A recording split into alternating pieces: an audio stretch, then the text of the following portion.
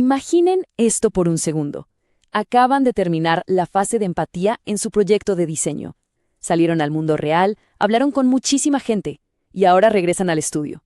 Sus escritorios están literalmente ahogados en libretas, notas y horas de grabaciones.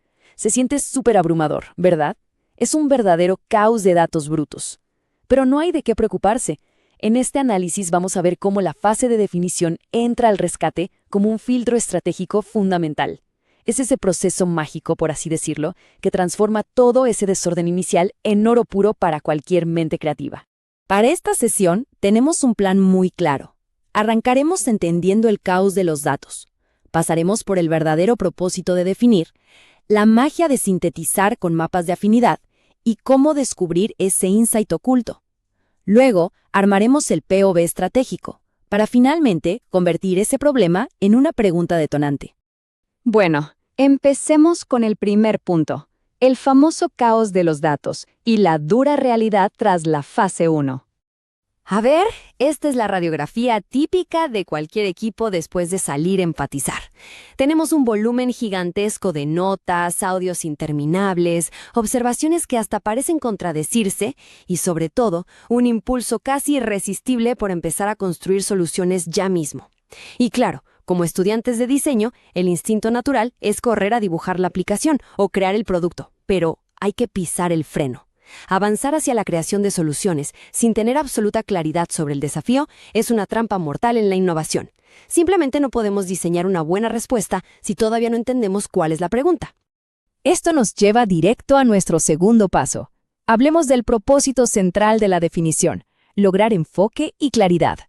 En el mundo del diseño hay una máxima universal que dice, un problema bien definido es un problema medio resuelto. Tomen nota de eso, porque es el núcleo intelectual del design thinking. Mientras que en la fase de empatía buscábamos abrir la mente al máximo para absorber información como esponjas, aquí necesitamos exactamente lo opuesto. Tenemos que enfocar la mente como si fuera un láser.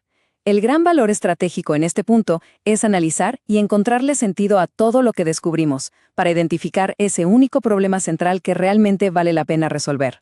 Querer solucionar todos los problemas del usuario al mismo tiempo es francamente un error clásico de novatos. Y así llegamos al tercer punto de nuestra metodología, sintetizar, específicamente usando el mapa de afinidad para encontrar patrones. Visualicen esto en sus cabezas, la pared blanca más grande del salón de clases. Al principio está totalmente vacía. De pronto, el equipo empieza a transferir cada pequeña observación, cada cita valiosa de las entrevistas en notas adhesivas. En cuestión de horas, tenemos un mosaico inmenso, caótico y abrumador de post-its amarillos, rosas, verdes, cubriendo absolutamente todo. Parece un desastre total. Pero entonces empieza el trabajo real. El equipo, casi en silencio, comienza a mover esas notas. Agrupan todas las que hablan de falta de tiempo en una esquina, las que mencionan frustración tecnológica en otra. Y de repente, ese caos brillante se transforma en agrupaciones superlógicas. Empiezan a haber clústeres de significado. Eso, exactamente, es sintetizar. Es hacer que los datos hablen por sí solos. Pasemos ahora al paso 4. Una vez que tenemos los datos agrupados, toca encontrar el insight oculto. Ir mucho, mucho más allá de lo evidente. Para entender qué es un insight, hagamos una comparación rápida. Imaginen una observación común. El usuario tiene sed. ¿Bien? Es un dato empírico, obvio, y bastante superficial. Si un equipo se queda solo con eso, lo más probable es que terminen diseñando una botella de agua más. Y honestamente, el mundo no necesita otra botella genérica. Pero, si aplicamos la escucha activa, encontramos el verdadero insight. Resulta que este usuario específico evita tomar agua en la oficina porque el plástico de la botella cruje muchísimo al abrirla, y eso lo hace sentir súper ansioso y poco profesional en medio de reuniones con directivos. ¡Wow! Eso sí es un insight. Pasamos de un dato aburridísimo a una verdad profunda sobre el comportamiento humano. Teniendo ese hallazgo tan potente, saltamos al paso 5, la construcción del POV estratégico, o lo que es lo mismo, la redacción oficial del problema. Tomen en cuenta que armar el point of view requiere una fórmula súper estricta de 3 variables. Número 1, definir al usuario de manera ultra específica, nada de generalidades. Número 2, definir su necesidad. Y ojo aquí, esto es crítico. La necesidad siempre tiene que ser un verbo, jamás un sustantivo ni una solución encubierta. No podemos decir necesita una botella silenciosa, sino necesita hidratarse de forma discreta. Y número 3, le sumamos el insight que acabamos de descubrir. En este momento del proceso, este POV debe ser 100% humano. Olvídense por ahora de los presupuestos, los planes de negocio, las limitaciones técnicas. Todo gira en torno a la persona. Finalmente llegamos al sexto y último paso, el puente hacia la creatividad. Pasar de un problema estructurado a una pregunta detonante. Retomemos nuestro ejemplo del agua para ver esto en acción.